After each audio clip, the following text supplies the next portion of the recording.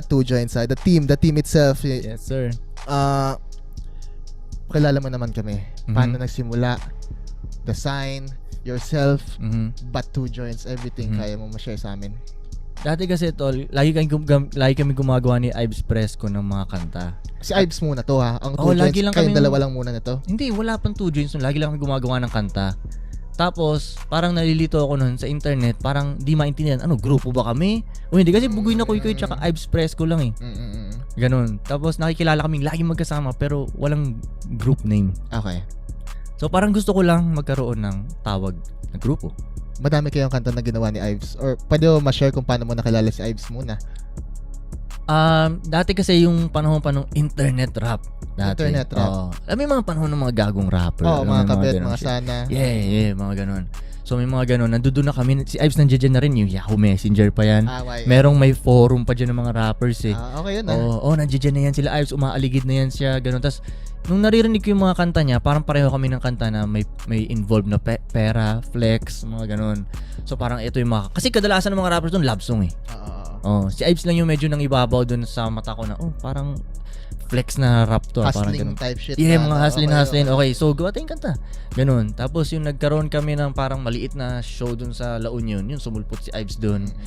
Ganun. Tapos yung pumunta siyang Maynila, nakipagkita siya sa akin. Tapos yung tuloy-tuloy na, magka-vibes naman, ganun. Yahoo Messenger to? Yeah, mga panahon ng Yahoo Messenger, man. Yung panahon na yun. Ngayon, itong Two Joints na diretso, sorry, kikinat ko kanina, forward tayo. Nag-rap kayo ni Ives, gusto mo ng group name, sino nakaisip ng Two Joints? Ako.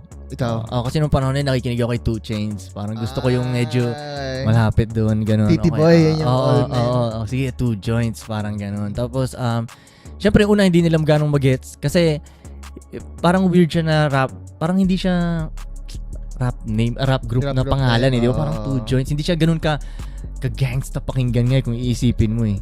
Ikaw na lang yung nagpa-gangsta ng pangalan. Ikaw na lang nagpa-angas na ng pangalan na yun. I guess, di ba? Kasi kunyari, kumpara mo 187 Mobs to. O di ba parang Gina G pakinggan, di ba? O yun, magigets mo to, rap group to, di ba? Pero yung 2 Joints parang hindi siya ganun eh. So yung una, hindi magets ng mga kaibigan ko kung bakit yan. Medyo parang ano pa sila. Pero para sa akin, maniwala na lang kayo. Alam mo yung trust in Koy, nagigets mo. Pati yung senyas namin.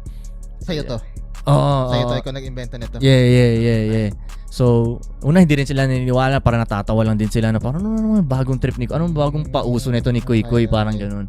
Basta maniwala na lang kayo, wag kayong magsalita at gawin nyo na lang. Parang ganun. Gano'n ka-importante yung sign na to para sa'yo nung nagsisimula ka? Yeah, parang branding din siya. Parang lagi ko lang kasi gustong merong maalala yung mga tao sa amin. Yun, ganun. Picture. Parang yung West Side, di ba? Isipin mo nung gaano ka alam ng lahat to, di ba? Niggas mo? Pero yung sa amin yung mas madali eh. Alam mo bakit sa tingin ko, ito theory ko totoo kung bakit parang ang daming sumisenyas ng 2 Joints. Kahit nga yung iba hindi gano'ng nakikinig sa akin, sumisenyas sila. Kasi natural sa tao na sumenyas ng 2 Joints. Bakit? Di mo napapansin, dahil mo nakikita ang picture ng bagong silang pa lang na bata. Na nakaganon agad siya. Parang diba? may nag-trending din kasi na nakaganon yun eh. Yes! Natural sa bata, tol, na gumanon. Ang dali nga niyang gawin eh. Okay. Ito nga mahirap eh. Maraming tao na hindi kayang gawin to. Yung mga ginaganon pa nila eh. Di ba? Para lang magawa to, di ba? Pero ang 2 Joints, bata pa lang gumaganon ng mga bata. Natural sa bata to. Hindi nga ganun eh. O hindi ganun, di ba? Pero gumaganon lang yung bata ng natural. Kaya sa tingin ko, parang madali siyang gawin sa tao, madali siyang i-throw na ganun ba? Kasi bata pa lang, ginagawa na pala natin siya. Dol, isipin mo ang kalagayan, let's say kunyari, hater ko. Hater, okay. Nagkaanak. Okay. Gumagano yung anak niya. Isipin mo lang, di mo maiiwasan siya, di ba?